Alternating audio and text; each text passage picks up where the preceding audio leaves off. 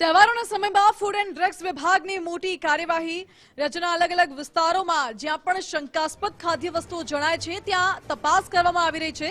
Food and drugs વિભાગે તપાસ કરી છે. આ સાથે તહેવારો પહેલા 372 ટન વિવિધ ખાદ્ય ચીજો કબજે કરવામાં આવી છે. અખાદ્ય સામગ્રી જણાય તો કબજે કરાઈ છે.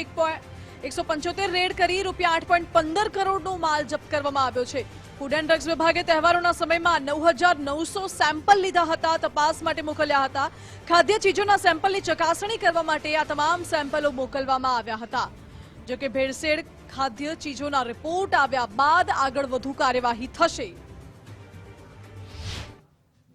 દિવાળીના તહેવારોમાં જે ભેળસેળવાળો માલ ગ્રાહકો સુધી જવાનો હતો એ તહેવારોની પહેલાં આપણે 3 ઓક્ટોબરથી 17 ઓક્ટોબર દરમિયાન અને આ સફળતા મળતા 17 ઓક્ટોબરની આપણે 25 ઓક્ટોબર સુધી કર્યું હતું.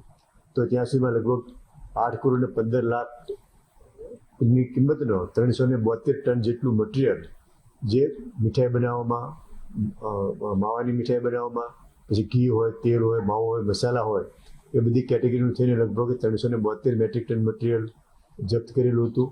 અને આ દરમિયાન લગભગ 9,900થી પણ વધારે નમૂનાઓ લેવામાં આવેલા છે.